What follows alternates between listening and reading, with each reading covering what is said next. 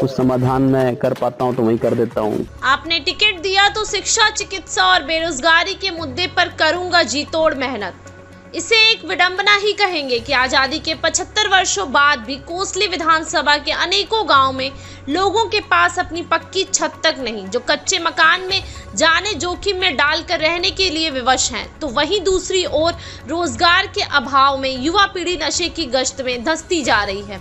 यह कहना है कोसली विधानसभा से आप पार्टी के संभावित युवा प्रत्याशी हिम्मत यादव का, जो अब तक 100 से अधिक गांवों की पदयात्रा करके लोगों की समस्याओं से रूबरू हो रहे हैं। तो वहीं दूसरी ओर लोग भी उनसे जुड़ते चले जा रहे हैं। हिम्मत यादव ने कहा, आज बेरोजगारी एक बड़ी समस्या है, क्योंकि युवाओं के पास न तो उच्च शिक्षा है और ना ही स्किल डेवलपमेंट, और यही कारण है कि रोजगार के अभाव में युवा नशे की तरफ बढ़ रहा है। किसी भी सभ्य समाज की नींव होती है शिक्षा, और अगर यहाँ की जनता ने मौका दिया तो सबसे पहले यह गर्त में जा चुकी शिक्षा नीति पर फोकस रखेंगे और कम से कम 10,000 युवाओं को रोजगार दिलाने का काम करेंगे। इसके अतिरिक्त बिजली, पानी और चिकित्सा जैसी मूलभूत सुविधाओं जैसे मुद्दों को लेकर जनता के बीच जाएंगे और यह सभी सुविधाएं जनता तक पहुंचाने का काम करेंगे। कोसली का आरओबी जो बनने के 2 साल बाद जर्जर हो गया, उसे एक बार फिर खड़ा करने का काम करेंगे, और जहां तक बात टिकट की है तो वह पार्टी के शीर्ष नेतृत्व का अधिकार क्षेत्र है। सबसे पहले तो आप सबको नमस्कार और आपका धन्यवाद करता हूँ। मैं सबसे पहले बताना चाहता हूँ कि मेरे को जब से 1 साल हो गया कोसली की सेवा करते करते, जब से मैं पार्टी में आया हूँ, और 100 से अधिक गांव मैं एज ए पद यात्रा डोर टू डोर कर चुका हूँ। और इन 100 गाँव में जो मैं घर घर जाके मिल रहा हूँ, इतना अच्छा रिस्पॉन्स मेरे को मिल रहा है। हर आदमी की मैं समस्याएं सुन रहा हूँ, कुछ समाधान मैं कर पाता हूँ तो वही कर देता हूँ, कुछ समाधान मैं आगे के लिए रख देता हूँ, क्योंकि हम पावर में तो है नहीं, जितनी मेरी क्षमता है उतना मैं काम करता हूँ। लेकिन मैं आपको बताना चाहता हूँ, आज भी बड़ा दुख होता है कि जिस गांव में जाता हूँ लोगों के पास पक्के मकान भी नहीं है। जो हमारे परिवार की स्थिति थी 30 साल पहले, जो गोबर से लेप के जो हम मकान बनाते थे हमारी दादी, आज वो मकान देख के बड़ा दुख होता है कि आज भी सिचुएशन लोगों की इस तरह की है कि हमें सरकार उनको लोगों को पक्का मकान, बिजली का कनेक्शन, पानी का कनेक्शन तक आज भी मुहैया नहीं करवा पाई है। तो बड़ी शर्म की बात है, जो भी सरकार रही हो। देखो, कोसली विधानसभा में समस्या, सबसे पहली समस्या शिक्षा है। सरकारी स्कूल बंद होते जा रहे हैं, प्राइवेट स्कूलों की फ़ीस इतनी बढ़ रही है। जो लोअर तबके के जो लोग हैं, जो फाइनेंशियली वीक हैं, अब वो अपने बच्चों को पढ़ाने कहाँ जाएंगे? वो फ़ीस अफोर्ड नहीं कर पाते, सरकारी स्कूल बंद हो गए। तो इसका मतलब हो गया कि शिक्षा जो हमारे संविधान में लिखा है सबका अधिकार है, वो उनको शिक्षा नहीं मिल पाएगी। अब नहीं मिल पाएगी, बच्चा बड़ा होगा, वो बेरोजगारी बढ़ेगा, बेरोजगार रहेगा तो वो किसी ना किसी गलत एक्टिविटी में रहेगा, चाहे वो नशा करे या कुछ और एक्टिविटी करे। तो ये हमारा जो हरियाणा है या कोसली है, सब नंबर 1 बेरोजगारी में आ गया आज।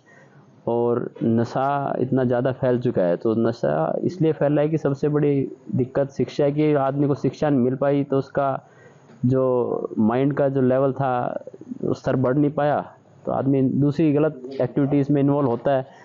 जैसे ही एक्टिविटी इन्वॉल्व होगा तो कुछ ना कुछ वो करेगा, क्योंकि उम्र ऐसी होती है। देखो, टिकट का जो है निर्णय उस स्तरीय पार्टी की जो कोर कमेटी उसका होता है। जो भी निर्णय वो पार्टी लेगी हम उसका सम्मान करेंगे। हम तो एक निष्ठावान कार्यकर्ता के रूप में, एक सच्चे कार्यकर्ता के रूप में ग्राउंड पे वर्क कर रहे हैं, और काम ऐसा कर रहे हैं कि शायद कोई और कर पा रहा हो, पता नहीं मुझे, लेकिन मैं तो ऐसा काम कर रहा हूँ कि जैसे पोलियो का आया था ना कि कोई घर छूटे ना, ऐसे ही हम काम कर रहे हैं कि कोई भी घर ऐसा छूटेगा नहीं जिस घर हम जाए ना। जितने भी वोटर्स हैं सबके संपर्क में हम आए हैं, और हर वोटर अब जान गया कि हाँ, कोई ऐसा आदमी है जो ग्राउंड पर इतनी मेहनत कर रहा है। मैं 15-15 किलोमीटर डेली पदयात्रा कर रहा हूँ, थक जाता हूँ, लेकिन अगले दिन फिर वही मेरा रूटीन रहता है। देखो, बेरोजगारी मैंने पहले भी कहा था आपके चैनल के माध्यम से कि भाग्य की बात है, जीतूँ या हारूँ वो भाग्य की बात है।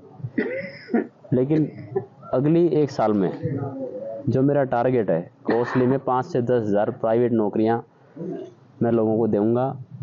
और अगले 5 साल में मेरा टारगेट रहेगा कि कोसली से कोई ये नहीं कहेगा कि भाई मैं बेरोजगार हूँ। वो काम करे ना करे वो अलग बात है, लेकिन अगर जिसकी मंशा है, जो बच्चा काबिल है, अगर वो काम करना चाहता है, तो कोई भी बच्चा एक ऐसा नहीं छोड़ूंगा जो बेरोजगार रहेगा।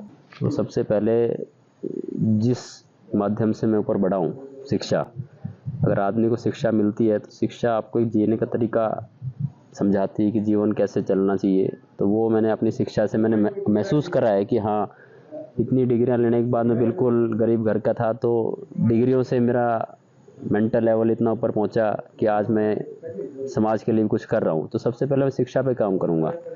शिक्षा के साथ फिर दूसरा आता है लोगों की, जो स्टूडेंट्स की कैरियर काउंसलिंग, कि उनका माइंड मेकअप कैसे किया जाए, कि उनको कैसे मोटिवेट करा जाए सक्सेस होने के लिए। शिक्षा 10th 12th बीकॉम एमकॉम जो भी ग्रेजुएशन करें, तो बच्चे उसके बाद क्या करें, तो उसको सही डायरेक्शन दिखाना, मैं उस पर दूसरा काम करूँगा। तीसरा उनकी नौकरी पे काम करेंगे कि उनको नौकरी एक डायरेक्शन के हिसाब से जो हमने उनको कोर्स करवाया उसके हिसाब से उनको नौकरी मिलनी चाहिए। जैसे बेरोजगारी हटी, फिर हमारे दूसरे मुद्दे हैं बिजली, पानी, सड़क।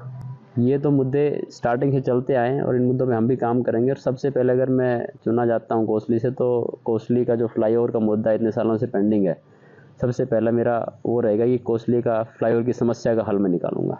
देखिए, भ्रष्टाचार तो ऐसा फैल गया है जैसा नशा फैल रहा है ना, हरियाणा में क्या पूरे देश में ऐसे ही भ्रष्टाचार फैलता जा रहा है। और ये तभी सही होगा जब किसी गरीब का बच्चा, चाहे विधानसभा हो या संसद हो, गरीब का बच्चा जब वहाँ पहुँचेगा तब गरीब की आवाज़ उठाएगा। अदरवाइज़ तो मुद्दे उठाने वाला ही नहीं है।